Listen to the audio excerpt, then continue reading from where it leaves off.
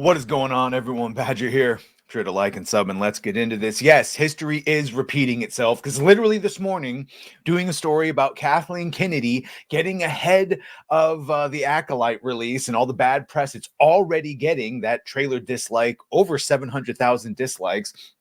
And now I guess Leslie was like, no. If we're attacking the fans, I'm getting in here. So now here's Leslie coming out saying anyone opposed to wokeness are not Star Wars fans. And yes, if that is triggering pattern recognition in you, it's because it's almost the same dumb shit Ewan McGregor said during Kenobi, where like 2 or 3 trolls on the twats said something to Moses and called her a diversity hire, and that of course meant Star Wars, and everyone else attacked the fans, called us racist and bigoted, blah blah blah blah blah. Same tactic being used here. This time Leslie Headland getting in on the action.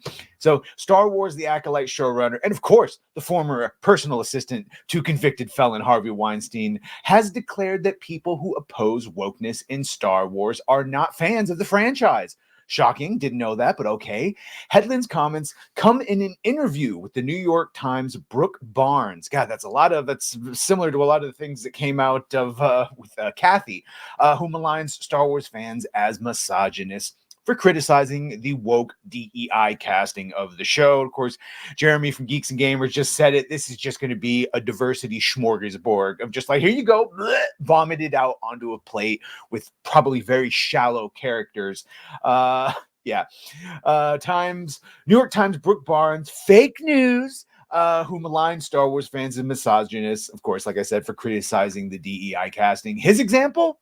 A single YouTube comment that questions why are there so many women, girls, and minority characters increasingly dominating the ranks of the Jedi, and has also pointed out, boy, I wonder what happened by the time we get to the prequel trilogy.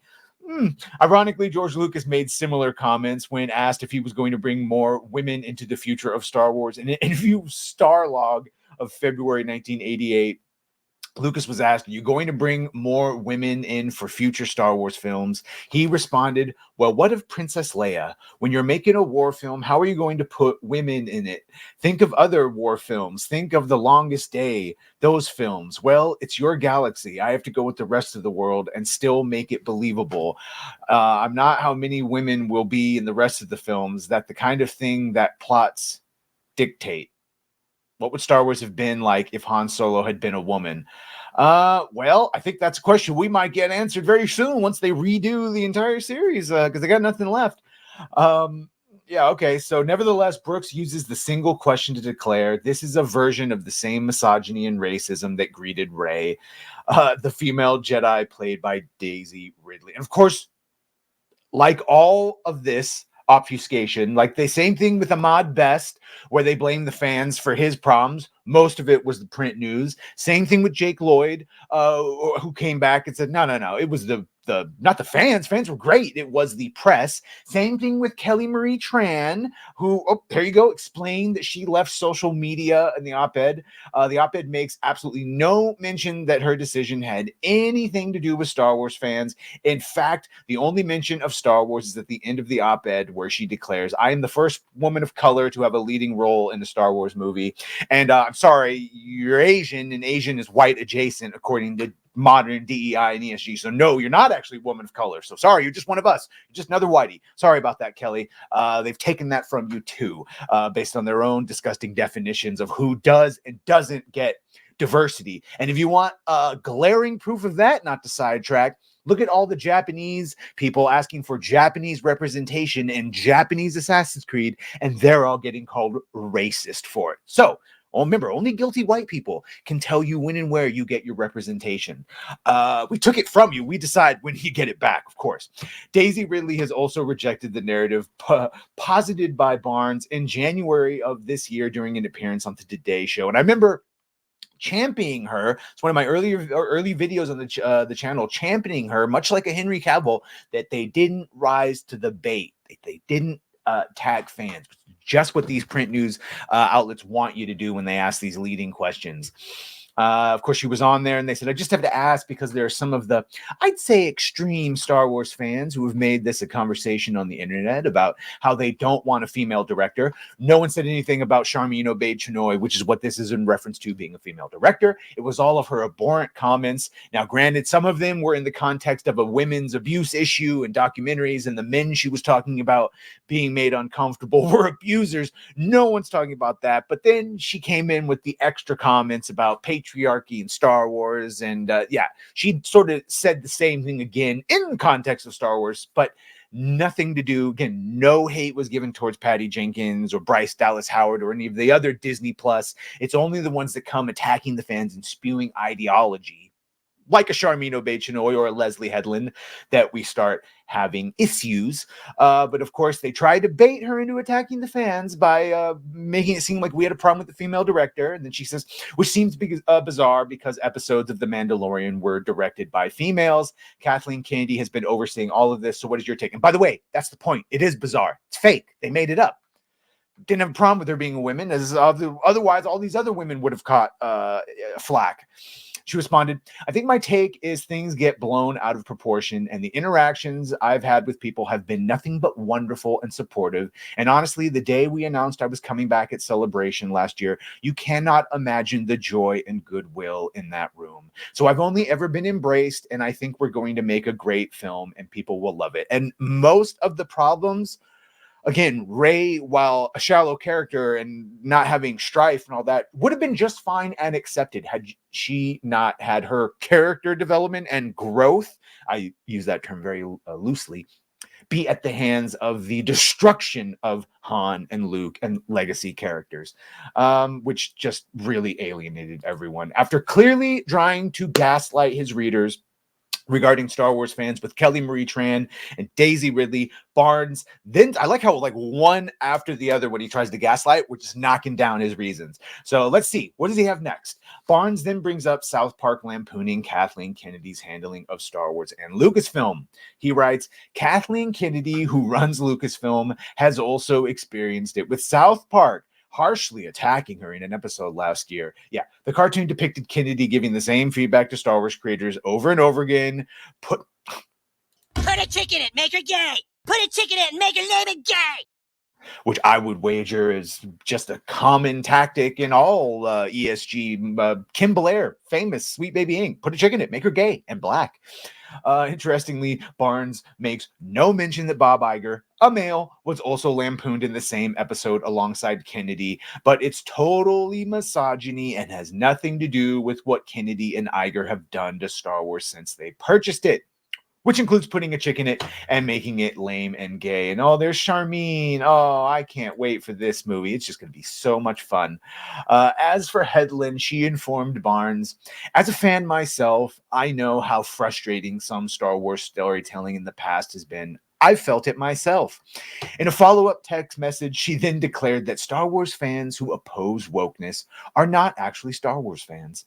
She said, I stand by my empathy for Star Wars fans, but I want to be clear, anyone who engages in bigotry, racism, or hate speech, I don't consider a fan. That's one of those like no shit statements, but the way she says it, the problem with that is they consider anyone that's not a fan of modern Star Wars a bigot or a racist. And any sort of criticism, they say hate speech. And again, I'm glad they pointed this out. This from a company who hires straight up racists like Christina Ariel. Hired her for her New Republic and one of the right. There's another one, Ireland. All say horrible shit. Here you go. White people, fucking stop it. Your racism won't save you. Your ignorance is not an excuse. Just a reminder that white women are just as complicit in the upholding and enforcing of white supremacy. So this is the people that Disney is currently hiring and backing up. Her racism has been insane. And of course, Star Wars tweeted out defense of her. Like if any of her comments, could you imagine if someone had tweeted out just a reminder that black women are just as complicit in the upholding and enforcing of black supremacy, how quickly that person would be yeeted out of the Star Wars community, fired, and never heard from again. Nope, you get hired over here. Even more interesting is that Leslie Headland herself we've talked about this, has been accused of taking part in hateful actions against Gina Carano. And yes, basically hinted at that it was Leslie Headland who was the one who was spearheading that Zoom call with 45 other people that ultimately led Gina to going, no, not doing that.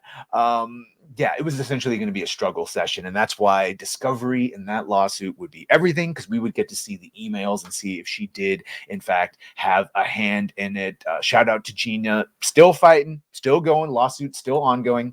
It is abundantly clear that Headland, like the New York Times' Brooke Barnes, is clearly targeting people who are opposed to woke ideology, because surely she could not be referring to herself and Lucasfilm employees that the company defends. She's just using this same tired, lame, and boring tactic of accusing people of being ists and phobes and ism, all the things that we've become immune now to being called. Shout out to Hypnotic, who named his entire community the Bigot Army. The show indeed has attacked us all. Headland herself describes the series as being a lesbian fan fiction with a Star Wars veneer, and I just know you can't wait to see that. And this is the famous, yes, during an interview on Star Wars Celebration, which he said, "When I saw Frozen as a grown-ass woman, I cried through the entire movie. There was just something about the relationship between the sisters, like the villainization of the classic kind of fairy tale bad guy. You know, the concept of true love being between two sisters and not a heterosexual relationship. It just destroyed me completely." And that is the ultimate point of all of this. They hate heteronormativity. They see themselves and their queer coding in Disney villains, ironically enough. And yeah, all of this just proves to show that she and they have a history of bad faith for blaming us for the guilt of the mainstream toxic media, blaming the fans for it, and then gaslighting us when we call out their horrible ideology, to then hiring straight up activists in their directors and their actors. And just finish with this one, of course, the famous Jodie Turner-Smith, like, yes, where she called how patriarchal everything is and how it's going to be all about power dynamics. And trust me when I tell you that Acolyte is going to be one big intersectional feminist, cultural Marxist. You can't be racist to Jedi because they have all the power stories. The Sith were the good guys all along. Bet. Put it down, mark it down on your calendar, watch. Can't wait for this to come out. It is going to be a true shit show. Let me know what you think of all this. Make sure to like, share, and sub. If you have done that, thank you. If you're gonna do that, thank you. And well, bye.